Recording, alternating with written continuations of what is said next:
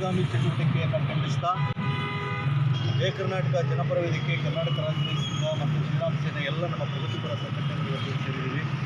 ಇದನ್ನು ಉಗ್ರವಾಗಿ ಖಂಡಿಸ್ತಾ ಇದ್ದೇವೆ. ಇಂಥ ಘಟನೆಗಳು ಮರುಕಳಿಸಬಾರ್ದು.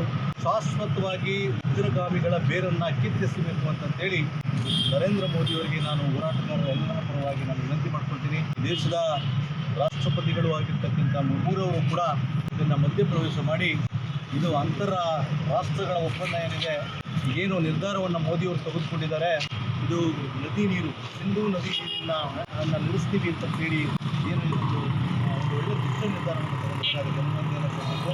ಇದು ಯಾವುದೇ ಕಾರಣಕ್ಕೂ ಕೂಡ ಅವ್ರ ಮೇಲೆ ಸಾಕಷ್ಟು ಸ್ನಾನ ಮಾಡುವುದನ್ನು ನಿಲ್ಲಿಸಬೇಕು. ಇಂಥ ಉಗ್ರಗಾಮಿ ಚಟುವಟಿಕೆಗಳಿಗೆ ಪೋಷಣೆ ಕೊಡ್ತಿರ್ತಕ್ಕಂಥ ಯಾವುದೇ ವ್ಯಕ್ತಿಯಾಗಿರಲಿ, ಯಾವುದೇ ಪಕ್ಷದ ಮುಖಂಡರಾಗಿರಲಿ, ಯಾರೇ ಆಗಿರಲಿ, ಅವರನ್ನು ಈ ದೇಶದಿಂದ ಗಡೀಪಾರು ಮಾಡಬೇಕು. ಮತ್ತು ಈಗೇನು ವೀಸಾ ಕೊಡೋದಿಲ್ಲ ಮತ್ತು ಅಲ್ಲಿರ್ತಕ್ಕಂಥ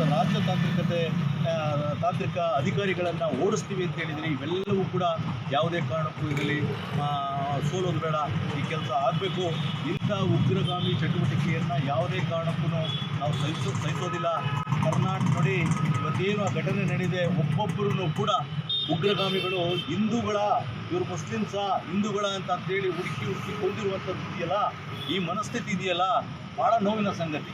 ಒಬ್ಬೊಬ್ಬರನ್ನು ಕೂಡ ಕೊನೆಗೆ ಅವ್ರನ್ನ ಹಿಂದಿ ಮಾತಾಡಿ ನಾನು ಮುಸ್ಲಿಮ್ಸ್ ಅಂದ್ರೂ ಕೂಡ ಅವರನ್ನು ಬಟ್ಟೆಯಿಂದ ಬಿಟ್ಟು ನೋಡಿ ಅವರನ್ನು ಗುರ್ತು ಮಾಡಿ ಶೂಟ್ ಮಾಡಿರುವಂಥ ಏನಕ್ಕೆ ಇದೆಯಲ್ಲ, ಅದನ್ನು ನಾವು ಭಾರತೀಯರಾಗಿ ನಮ್ಮ ಕರ್ನಾಟಕದಲ್ಲಿ ಎಲ್ಲರೂ ಕೂಡ ಪಕ್ಷಾತೀತವಾಗಿತ್ತು. ಆದರೆ ಈ ವೋಟ್ ಬ್ಯಾಂಕ್ಗೋಸ್ಕರ ಈ ಮನಸ್ಥಿತಿ ಇರ್ತಕ್ಕಂಥ ರಾಜಕಾರಣಿಗಳು, ರಾಜಕೀಯ ಪಕ್ಷಗಳು ಎಲ್ಲೂ ಕೂಡ ಧ್ವನಿಯನ್ನು ಎತ್ತಾ ಇಲ್ಲ. ನಾನು ಕರ್ನಾಟಕದ ಮುಖ್ಯಮಂತ್ರಿ ಸಿದ್ದರಾಮಯ್ಯವ್ರಿಗೆ ಮಾತು ಹೇಳಲಿಕ್ಕೆ ಬಯಸ್ತೀನಿ. ಏನಾದರೂ ಜಮ್ಮು ಕಾಶ್ಮೀರದಲ್ಲಿ ನೀವು ಡಿ.ಕೆ. ಶಿವಕುಮಾರ್ ಅವರು, ಜಮೀರ್ ಅಹಮದ್ 3 ಜನನು ಆ ಪ್ಲೇಸಲ್ಲಿ ಇದ್ದಿದ್ರೆ, ಜಮೀರ್ ಅಹಮದ್ ಅವರು ಒಬ್ಬರನ್ನು ಬಿಟ್ಟು ನಿಮ್ಮಿಬ್ಬರನ್ನು ಕೂಡ ಕೊಲೆ ಮಾಡ್ತಿದ್ರು. ಅಲ್ಲಿ ಜಮೀರ್ ಅಹಮದ್ ಮುಸ್ಲಿಮ್ಸ್ ಅಂತ ಮಾತ್ರ ಅವ್ನು ಬರ್ತಿದ್ದ.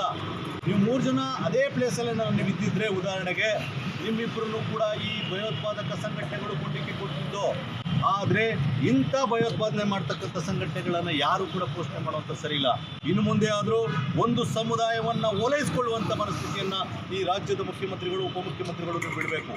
ಇಲ್ಲ ನಮ್ಮ ಹಿಂದೂ ಸಂಸ್ಕೃತಿಯನ್ನು, ಹಿಂದೂ ಜನಾಂಗವನ್ನೇ ಹಾಳು ಮಾಡಲಿಕ್ಕೆ ಬಂದಿರತಕ್ಕಂಥ ಉಗ್ರಗಾಮಿ ಚಟುವಟಿಕೆಗಳನ್ನು ಹತ್ತಿಕ್ಕಲಿಕ್ಕೆ ಆಗೋದಿಲ್ಲ. ಇಂಥ ಮನಸ್ಥಿತಿಯಿಂದ ಹೊರಬರಬೇಕು. ಯಾರೇ ಆಗಿರಲಿ, ಎಷ್ಟೇ ದೊಡ್ಡ ವ್ಯಕ್ತಿ ಆಗಿರಲಿ, ನಮ್ಮ ದೇಶ ಮುಖ್ಯ, ನಮ್ಮ ಭಾಷೆ ಮುಖ್ಯ, ನಮ್ಮ ಧರ್ಮ ಮುಖ್ಯ. ಈ ಧರ್ಮದ ವಿಚಾರದಲ್ಲಿ ರಾಜಕಾರಣ ಮಾಡ್ತಕ್ಕಂಥ ಯಾವುದೇ ವ್ಯಕ್ತಿಯಾಗಿರಲಿ ಅವರನ್ನು ಗುಂಡಿಕ್ಕಿ ಕೊಲ್ಲಬೇಕೇ ಹೊರತು ಈ ಉಗ್ರಗಾಮಿ ಚಟುವಟಿಕೆಗೆ ಪ್ರೋತ್ಸಾಹ ಮಾಡಬಾರ್ದು.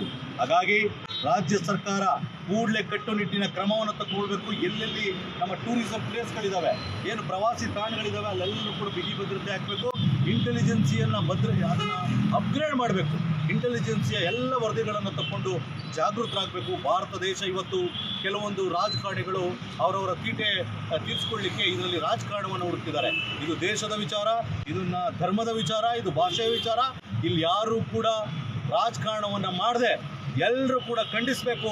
ಈ ಪಾಪಿ ಪಾಕಿಸ್ತಾನವನ್ನು ಈ ದೇಶದ ಭೂಪಟದಲ್ಲೇ ಕಿತ್ತು ಒಗಿಬೇಕು. ಕೂಡಲೇ ಅವ್ರ ಮೇಲೆ ಯುದ್ಧವನ್ನು ಭಾರತ ಸರ್ಕಾರ ಮಾಡಬೇಕು. ಇಲ್ಲವೇ ಮಡಿ ಅಂತಕ್ಕಂಥ ನಿರ್ಧಾರವನ್ನು ನರೇಂದ್ರ ಮೋದಿಯವರು ಮಾಡಬೇಕು ಅಂತೇಳಿ ನಿಮ್ಮ ಮಾಧ್ಯಮದ ಮೂಲಕ ಹೇಳಲಿಕ್ಕೆ ನಾನು ಬಯಸ್ತೇನೆ.